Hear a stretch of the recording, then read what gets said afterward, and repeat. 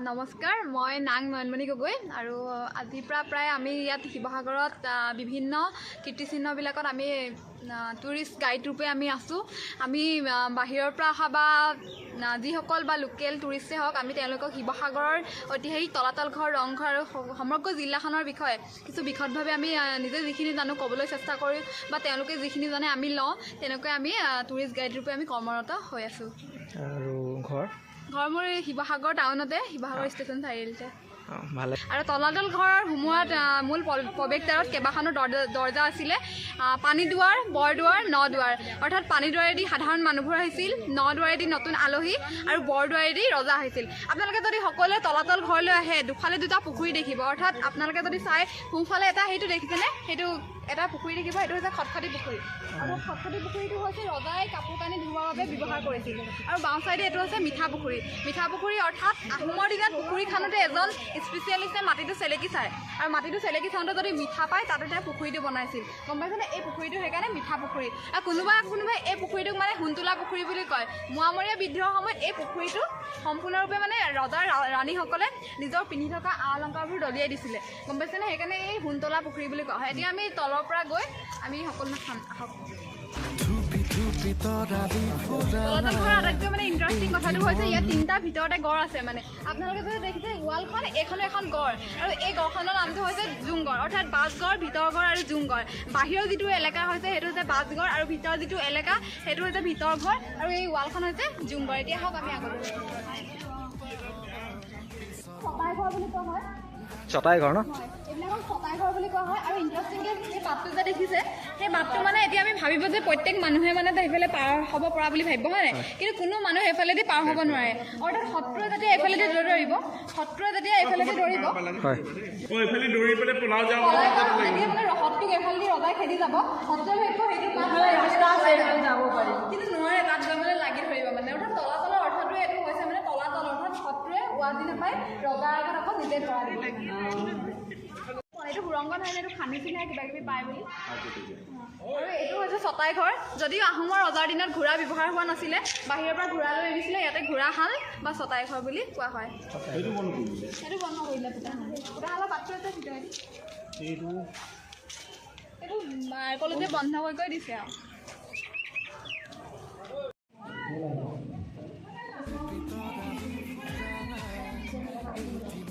আৰু এই তলাতল ঘৰৰ বাটকেইটা এইকাৰণে এনেকৈ বনোৱা হৈছে যাতে শত্ৰুৱে মানে হাউলি ৰজাৰ আগত নিজে নিজৰ ধৰা দিব লগা হয়।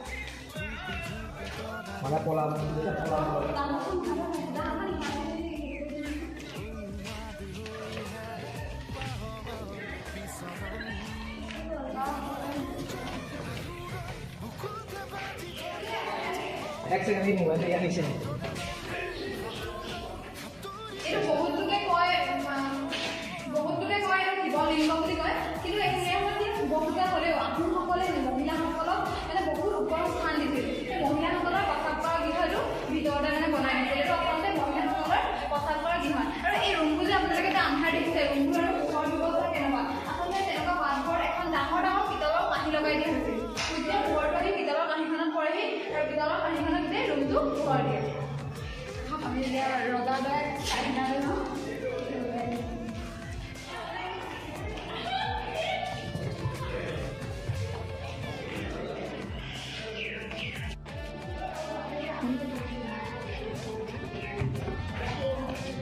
ইমান দৌৰি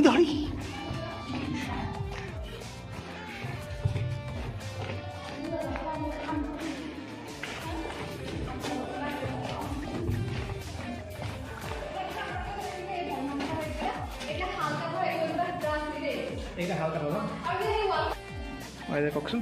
আমাৰ মানে ইটা মানে ভগ্নাংশ সেইটো যে দেখিছে, বহুতে কয় যদি ৰাজেশ্বৰ সিংহই প্ৰকৃত তলাতল কাৰেংঘৰটো নিৰ্মাণ কৰিছিল, কিন্তু সেই ইটাটো যদি আমি চাওঁ হাওৰা দলৰ লগত মিলে। কাৰণ আহোম সাম্ৰাজ্যৰ আটাইতকৈ প্ৰথম হাওৰা দল, আৰু হাওৰা দলৰ ইটাৰ লগত যদি আপোনালোকে ইজাই চায়, সেই ইটাটো মানে চেম দেখিব।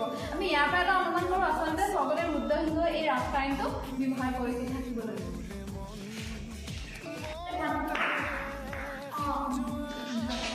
এতিয়া আমি আছো চাংমাই শাল। আচলতে ৰজাৰ বাবে ইয়াতে ভাত পানী বনোৱা হৈছিল।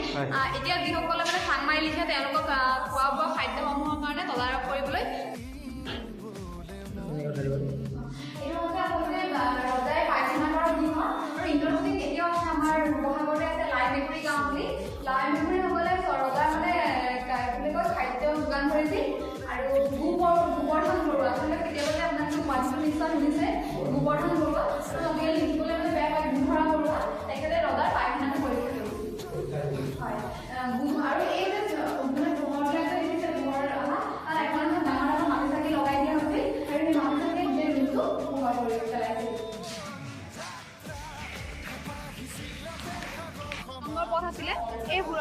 হৈছে আপোনাৰ দিশত ওলোৱা এইটো সুৰংগ পথটো এতিয়া বৰ্তমান এইটো বন্ধ কৰা হৈছে এইফালে যদি সোমাই যাম দিশত ওলাইগে যিহেতু আগতে স্বৰ্গদেৱ প্ৰতাপসিংহৰ আগলৈকে কোনো ৰাস্তা নাছিল তেতিয়া প্ৰতাপসিংহই ৰাস্তাবোৰ বনাইছিল আৰু এইফালেদি গ'লে মানে সাধাৰণতে আগতে বাট পথবোৰ নদী কেন্দ্ৰিক আছিল যে ইয়াত গ'লে মানে দিশত নদীত ওলাইছিলগৈ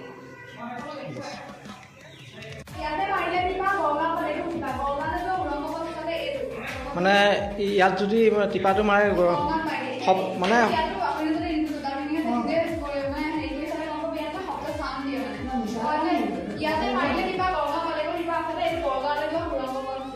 এতিয়া বন্ধ কৰি দিলে ন মানে এইফালে যদি সোমাই কম তাই গড়গাঁও ওলাইগে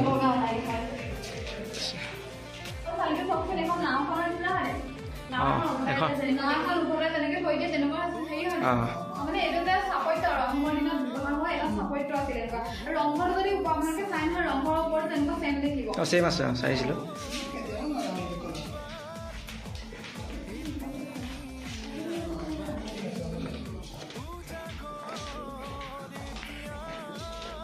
আৰু এইবিলাকে সৰু সৰু এইখিনি কি হয় বাৰু মানে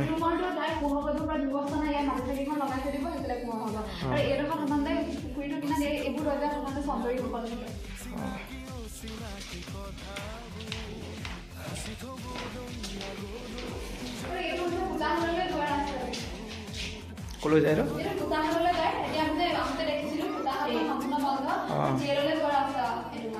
বোলে জেল আছিলে ন আপোনালোকে জানে শিৱসাগৰৰ সকলো মানে ঠাই প্ৰসিদ্ধ মানকটা মানুহটো আনি গোলাঘাটত এইখন দি লৈ যায় যেতিয়া মানে জেললৈ নিয়ে তেতিয়া এইটো চাইডে লৈ যায়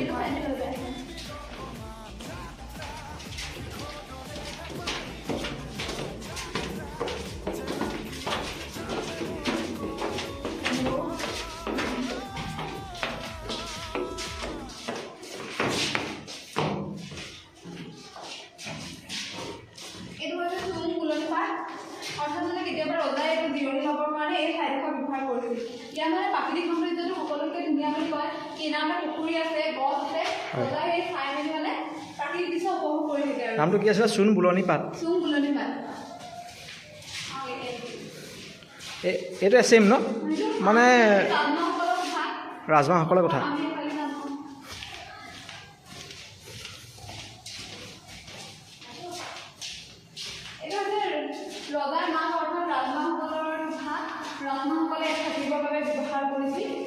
ৰজা মাক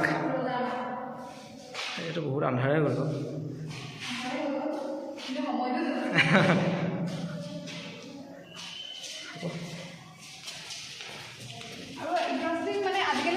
বিলাকৰ আগত যেনেকৈ বাটচৰাবিলাক থাকে তেতিয়া মানে ৰুমৰ সন্মুখত বাটচৰা আছিলে এইটো হৈছে গোৱা ৰুম তাৰ সন্মুখত এটা বাটচৰা আৰু চবতকৈ ইণ্টাৰেষ্টিং হৈছে কুৰংগনয়নী অসম বুৰঞ্জী এটা জীৱন্ত চৰিত্ৰ সেই ৰাণী কুৰংগনয়নীৰ কোঠা আছিলে আৰু সেইটো পোহৰ কৰা ব্যৱস্থা আছিলে এইটো ন ইয়াতো মাটি চাকি জ্বলাইছিলে নেকি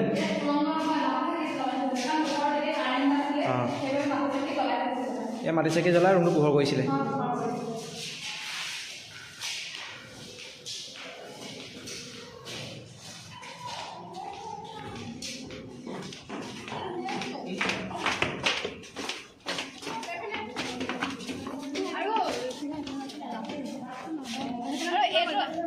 বেলগুধান ঘৰ জানেনে এইটো আছিলে মানে লাইব্ৰেৰী অৰ্থাৎ আৰু কিতাপ চিতাপ পঢ়িবলৈ হ'লে এই দেখিলে মাইক টেষ্টিং যে কৰে আজিকালি হেল্ল' তেতিয়া এইডোখৰত কৰা হৈছিল কিবা এটা জাননী দিব হ'লে মানে সেই কিতাপটোত গৈ মুখ সোমোৱাই মানে তেনেকৈ জাননী দিছিল এতিয়া যদি আপুনি তাত গৈ কিবা এটা কথা কয় মানে গোটেই ইক' হৈ যায় মানে আচলতে সেই বেলগুধান গৃহ আছিলে আৰু বেলগুধান গৃহত এইটো মানে সকলোকে সম্বোধন কৰা সঁজুলি আছিল আৰু এই দৰ্জাখন হৈছে কমলাবৰীয়া দৰ্জা আৰু এই দৰ্জাখনেদি নেঘেৰিটি শিৱ মন্দিৰৰ পৰা প্ৰসাদ আনি ৰজাক মানে গোসাঁই মহন্তই ৰজাক দিছিল মানে কোনখন ৰজা আছিল এখন কমলাবৰীয়া দৰ্জা এইখন ন আমাৰ নেঘেৰিটিঙৰ পৰা ইয়ালৈ আহিছিলে নেঘেৰিটিঙৰ পৰা প্ৰসাদ ইয়াতে আনিছিলে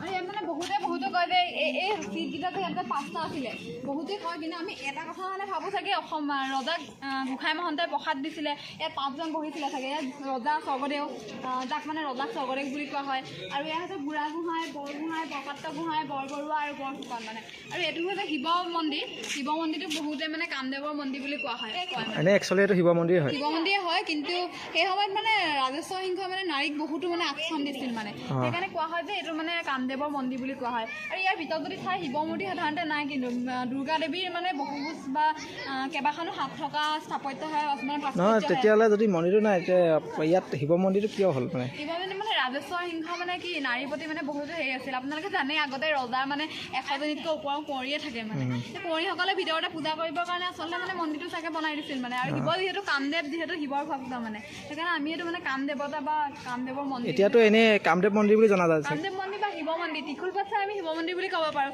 কিন্তু বহুতে কয় মানে এইটো কামদেৱৰ মন্দিৰ আছিল আৰু ব্ৰিটিছ যোৱাৰ পিছতহে মানে ইয়াত মানে শিকলিডাল লগালে বুলি কয় মানে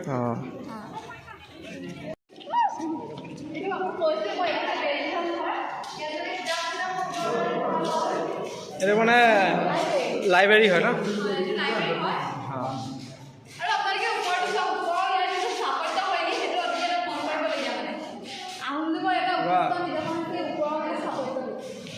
নাওখনৰ নিচিনা আমি এফালে ওলাই যাওঁ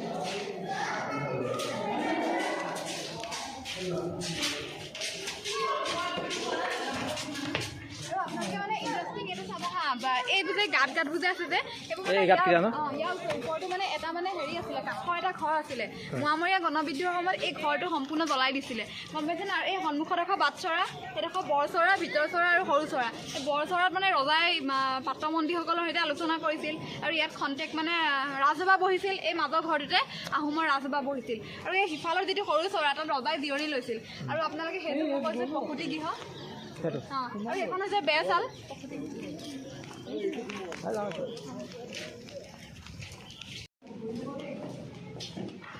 এইটো প্ৰসূতি গৃহ ন এইটো কোঠাই আছিলে এইবোৰ ভালকৈ মানে এইটো কোঠাই আছিলে নেকি ভাঙি গ'ল এইটো আছিলে প্ৰসূতি গৃহ ইয়াত মানে আচলতে ৰজা আৰু ৰাজ পৰিয়ালৰ ল'ৰা ছোৱালীবিলাক জন্ম হৈছিলে আৰু যেনেকৈ আজিকালি যেনেকৈ মেটাৰ্নিটি হস্পিটেল তেতিয়া আছিলে এইটো মানে প্ৰসূতি গৃহ মানে ইয়াতে মানে ডক্টৰ আৰু বেবী যেনেকৈ জন্ম হৈছিল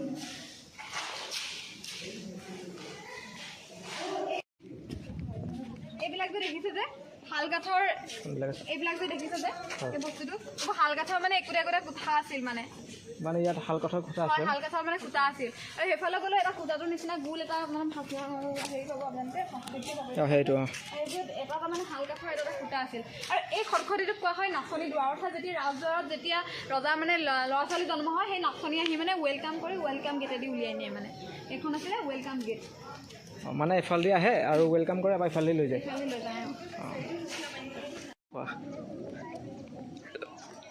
তলৰ সেইটো আপুনি ইয়াৰ পৰা হেৰি কৰিব পাৰে ভিজুৱেলি ইয়াৰ পৰা ল'ব পাৰে তলৰ সেইটো খুটাশাল মানে একেবাৰে যিটো তলত আছে একদম মানে একদম দীঘলকৈ যিটো আছে খুটাশাল ন তাত মানে কি হৈছিলে আজিকালি যেনেকৈ জেল তেতিয়া এখন খুটাশাল আছিলে অৰ্থাৎ মানে তাতে বাটটো আছিলে সেইফালে সেই তলেদি আনি পিনি মানে খুটাশালত থয় এই ওলোৱা কোনো মানে সুবিধা নাই এবাৰ সোমালে মানে সি ওলাব নোৱাৰে আৰু ওলাব হ'লে কি কৰে ওলাব নোৱাৰে সেইটো একদম ওলাব নোৱাৰে গুৰুত্বৰ অভিযান কৰাৰ পিছত তেওঁ যেতিয়া ন্যায় পাই গ'ল তেতিয়া দণ্ড দিয়ে মানে ওপৰত আচলতে বিচাৰটো বহি লয় সেই ন্যায়াধীশখনৰ সেই খনিকেইটা যে দেখিছে তাত আচলতে বিচাৰটো বহাৰ পিছত কি হয় যদি তেওঁ বাচি যায়গৈ যদি তেওঁক কেনেবাকৈ দণ্ড দিয়ে ৰজাই যেনেকৈ দণ্ড দিয়ে আজিকালি যেনেকৈ মানে ৰাষ্ট্ৰপতি যেনেকৈ মানে নামমাত্ৰ শাসন তেতিয়া আহোমসকলৰ গোটেই ৰজাই অকল মৃত্যুদণ্ডহে দিব পাৰে বাকী শাসন গোটেই পাত্ৰমন্ত্ৰীসকলে কৰে মানে ৰজাই যদি তেখেতক মৃত্যুদণ্ড আদেশ দিব পাৰে তেখেতক ৰক্ষা কৰিব পাৰে ৰজাই যেতিয়া মৃত্যুদণ্ড আদেশ দি যায়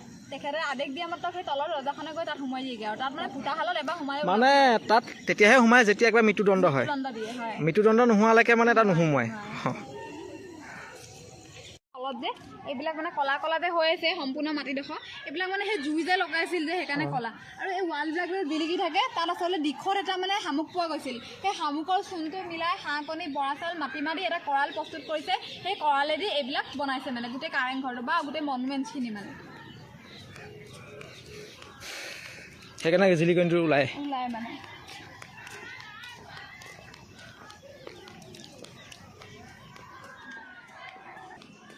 এইখন কোৰ্ট আছিলে ন এখন কোৰ্ট হয় ইয়াতে বিচাৰ হয় হয় ন্যায়াধীশ ফুকনৰ বিচাৰথলী অঁ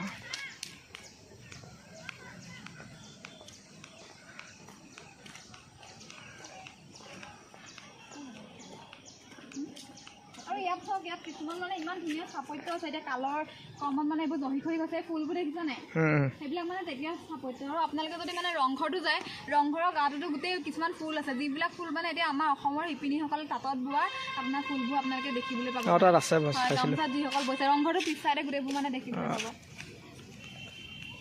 এইটো আচলতে মেকুৰী গৃহ মেকুৰী পেন্থাৰ আজিকালি যেনেকৈ আৰ্মি ঘৰবিলাকৰ বা CRPF থকা ৰুমবিলাকত পহৰা দিয়ে যে গম পাইছোঁ তেতিয়া সেই তলত ভূতাশালৰ ওপৰত সেইটো পহৰাই দিছিলে মানে কেনেবাকৈ পলাই বুলি হয়